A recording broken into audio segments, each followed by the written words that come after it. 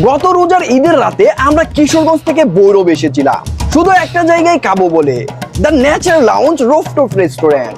কিন্তু যখন ছাদে উঠলাম চোখের সামনে যা দেখলাম বিশ্বাসই হচ্ছিল না।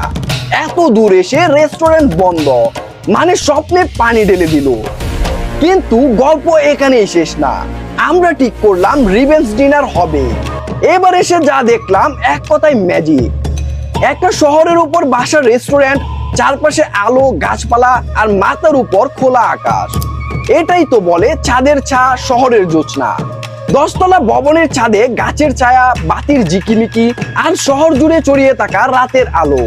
একটা মুহূর্তের জন্য মনে হয় বাস্তব থেকে অনেকটা উপরে আছি।